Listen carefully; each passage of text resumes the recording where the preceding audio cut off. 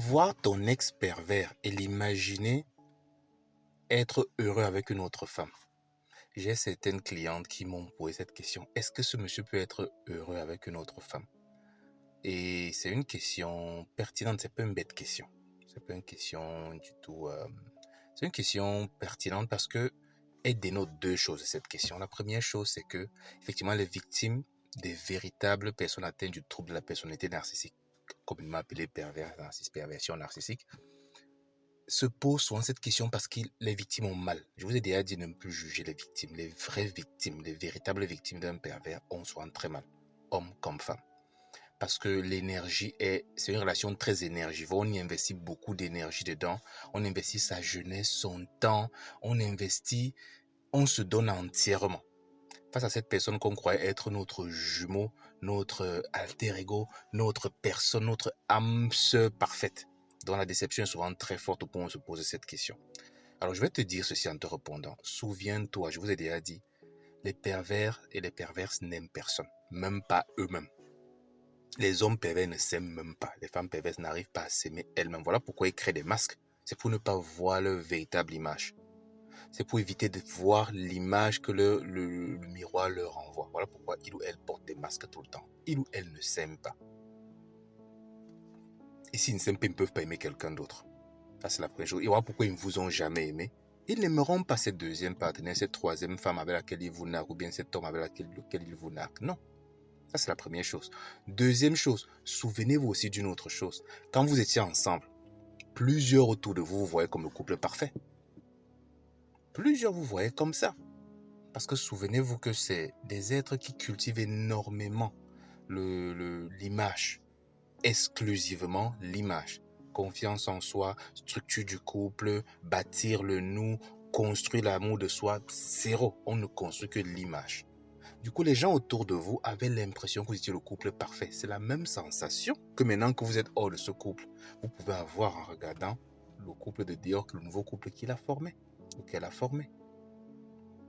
Vous, c'est comme ça que les gens vous regardez, vous souffriez dans le couple parfait dans la tête des gens.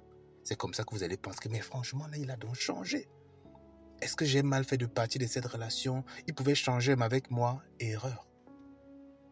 Il n'aime personne, même pas ses propres enfants, même pas lui-même, même pas elle-même. Ce n'est pas le nouveau partenaire qu'il peut aimer. Et même quand vous étiez dans cette relation, les gens pensaient qu'il vous aimait trop. Parce que c'est ce qui faisait croire aux gens autour de vous. C'est exactement la même situation avec cette personne. Il va faire le love bombing au départ avec cette nouvelle personne, la nouvelle victime, balancer cette nouvelle victime sur les réseaux pour que vous puissiez voir être jalouse et commencer à regretter et couper le no contact. Comme je vous l'ai dit, quand vous vous séparez de ces gens, mettez le no contact. Pas de contact, à part si vous avez des enfants. Les enfants gardent un canal classique, ça peut être des emails ou bien franchement une ligne seulement où on parle seulement des enfants. Pas de conversation privée avec cette personne. No contact. Oh, quand vous allez le voir comme ça, quand vous me posez la question, est-ce qu'il peut être heureuse avec elle? Quand il va vous contacter, là, vous allez dire, franchement, je vois que tu es heureuse avec l'autre personne. Pourquoi moi, tu ne me traitais pas comme ça? Vous donnez encore l'occasion de rentrer souffrir. Et ça, c'est le troisième aspect, le troisième volet de cette question. Quand vous posez cette question, ça veut dire que vous souffrez encore. Ça ne vaut pas la peine, ce genre de relation. Guérissez. C'est une question qui montre que vous avez encore beaucoup de blessures par rapport à cette relation et vous avez besoin d'en guérir. Prenez donc le temps de guérir. Sinon, comme je vous dis souvent, vous courez le risque qu'un deuxième pervers entre dans votre vie. Et très souvent, les gens qui reçoivent 1, 2, 3 relations hautement toxiques sortent de là lessivés complètement, hautement détruits et détruites. Ne vous attribuez pas ce luxe d'autodestruction. Donc voilà ce que je peux répondre à cette question que plusieurs personnes m'ont souvent posée. Faites attention. Allez enquêter dans la vie de cette personne montre que vous êtes encore dans la dépendance affective, montre que vous êtes encore dans l'attachement maladif. Il faut vous détacher de ça. Et si vous avez besoin d'aide pour traverser cette phase, très souvent on a besoin d'aide. Contactez-moi en privé et je pourrais vous aider à traverser cette phase qui est souvent très compliquée, très difficile. Ou bien contactez quelqu'un de professionnel que vous connaissez dans votre entourage ou bien dans votre région où vous vivez. Faites-vous assister, faites-vous aider.